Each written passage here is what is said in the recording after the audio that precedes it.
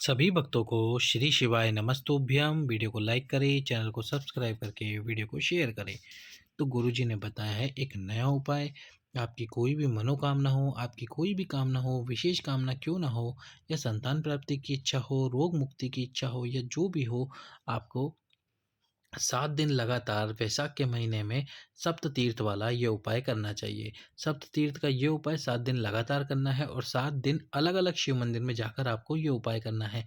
अलग अलग शिव मंदिर के अंदर जाना है और अलग अलग शिव मंदिर में जाकर 7 दिन लगातार अलग अलग शिव मंदिर में जाकर उपाय करना है।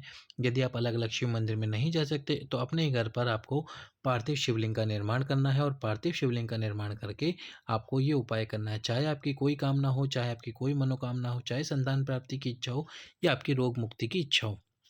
इसमें आपको क्या करना है, सबसे पहले तो एक पात्र ले लेना है। अब इस पात्र को आपको सबसे पहले आपके घर में ही मिट्टी का एक पात्र लेना है और मिट्टी के पात्र में जल भरकर, जिस दिन आप उपाय करने वाले हैं उसके एक दिन पहले इस मिट्टी के पात्र में जल भरकर रख देना है। यानी याद रखना कि 7 दिन जो लगातार आप उपाय करोगे और उपाय का जो 7वां दिन रहेगा वो रहेगा प्रदोष का दिन। इसलिए उपाय इस प्रकार से शुरू करना है कि प्रदोष का दिन 7वां दिन रहे। अब इस मिट्टी के पात्र में जल भरकर रख देना एक दिन पहले और इसके मुख को ढक देना। यदि मिट्टी के पात्र का ढक्कन आपके पास में तो उससे ढक देना, किसी मिट्टी की प्लेट से ढक देना। नहीं हो तो फिर आप क्या करना, श्वेत वस्त्र से इसका मुख ढक देना। इसके पास में एक प्लेट में बेलपत्र और एक शमी पत्र रखना। अब आपको भगवान शंकर के मंदिर में जाना है। शिव जी के मंदिर में जाकर सबसे पहले तो जो भगवान शंकर का मंदिर है उसमें माता अशोक सुंदरी के स्थान पर आपको दक्षिण दिशा से शमी पत्र समर्पित करना है। शिवलिंग के नीचे खाली पात्र लगाना है। बेलपत्र आपको भगवान शंकर के शिवलिंग पे समर्पित करना है। बेलपत्र की जो डंडी है उसको अपनी तरफ रखना है। फिर जो मिट्टी का पात्र है उससे जल शिवलिंग पे समर्पित करना है। जो जल बहकर नीचे गिरेगा वो उस पात्र के अंदर आ जाएगा। अब इसी पात्र का जल, यदि संतान प्राप्ति की इच्छा है तो आपको इस पात्र के जल को नंदी जी के पीछे की तरफ बैठकर पीना है, लेकिन केवल आधा ही पीना है, पूरा जल नहीं पीना है। आधा जल अपने जीवन साथी के लिए रखना। और यदि रोग मुक्ति के लिए करना चाहते हो आप इस उपाय को, तो फिर आपको इस जल को नंदी जी के पीछे बैठकर नहीं पीना। इस जल को आपको घर में प्रवेश करते हुए पीना है और यदि आपकी कोई इच्छा है, कोई कामना है, तो भी उस कामना को बोलते हुए आपको इस जल को पी लेना है।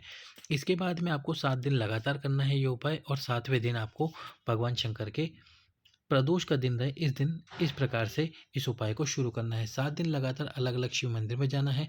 अलग अलग शिव मंदिर में नहीं जा सकते तो इस प्रकार से भगवान शंकर के शिवलिंग यानी कि पार्थिव शिवलिंग स्वरूप बनाकर आपको ये उपाय करना है। प्रतिदिन अलग पार्थिव शिवलिंग बनाना है, यानी कि नया पार्थिव शिवलिंग बनाना है, उपाय करना है और उसका विसर्जन कर देना है।